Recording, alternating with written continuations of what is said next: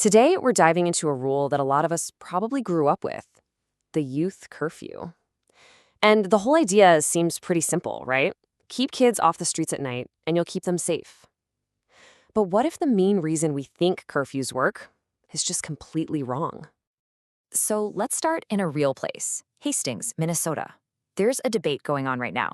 The town's rule says a 12-year-old can be out until 10 p.m. on a school night. And some parents are saying, whoa, hold on, that is way too late. This little disagreement in one town, it actually opens up the door to the whole complicated, surprising story of a rule we just take for granted. To really get what's happening today, you have to know where this whole idea even started. The word curfew is ancient. It comes from the medieval French couvre-feu, which literally means cover the fire. And originally, it had absolutely nothing to do with teenagers.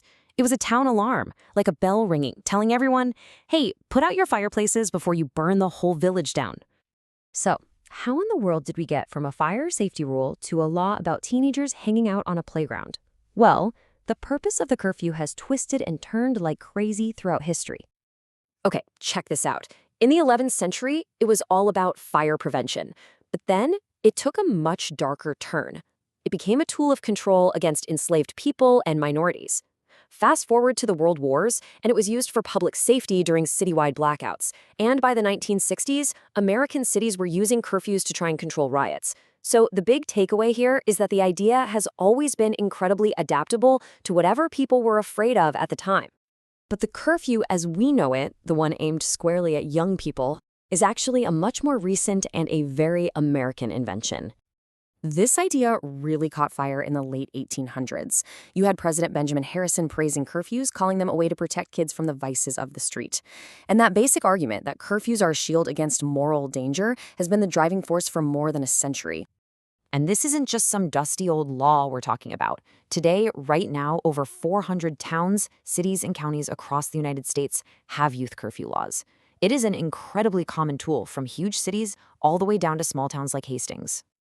Now, these modern laws aren't just be home by 10 or else.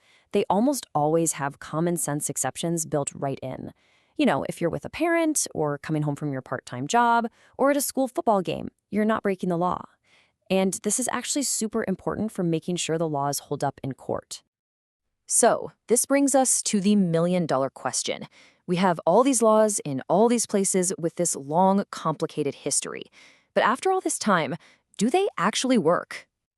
The number one reason cities always give for having a curfew is to cut down on juvenile crime. And the logic, it feels solid. If kids aren't out late, then they can't be committing crimes late at night. Simple. But what does the actual data tell us? And here is where the whole story takes a massive turn. A group called the Campbell Collaboration, which looks at tons of research, analyzed 12 major studies on this. And their conclusion was, well, blunt. Curfews are ineffective at reducing crime. The data just isn't there. And get this, in some cases, the effect might even be the exact opposite of what everyone wants. One study in Washington, D.C. found that incidents of gunfire actually increased by 150% during curfew hours. The theory?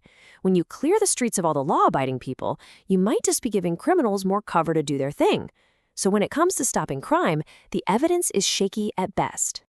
Okay, so if curfews don't really stop crime, are they totally useless? Well, not so fast. This is where our story takes its biggest twist. Because when researchers looked at something different, not crime, but youth safety and accidents, they found a completely different answer. Here it is, the real kind of hidden benefit.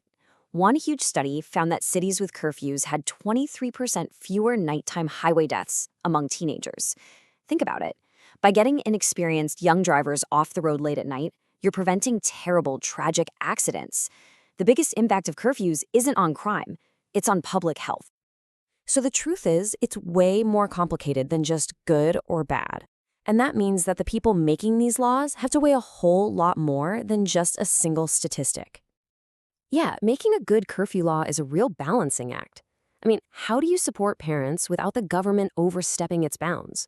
How do you provide structure for kids while also letting them grow up and become independent? And this is a huge one. how do you enforce it fairly without it leading to things like racial profiling or just making young people hate the police?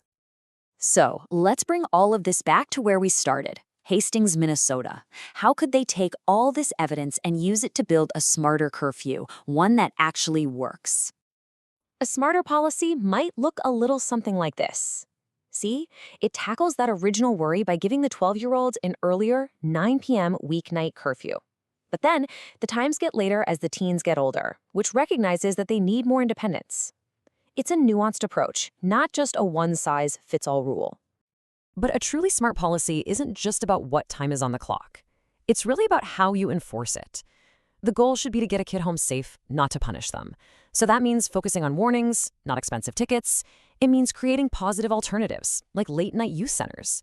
And it means you have to constantly look at the local data to see if the policy is actually doing what you want it to do. So in the end, we've kind of come full circle, haven't we? The original couvre-feu was about covering the fire to prevent physical danger. A well-designed modern curfew, well, it does something pretty similar. It's about covering our kids with a layer of protection from the risks that pop up after dark, especially the risk of a tragic accident. And that leaves us with one last big thought. We've spent all this time talking about a rule for the night, but what does it take to build a community that keeps its kids safe, supported, and ready to thrive during all the other hours of the day?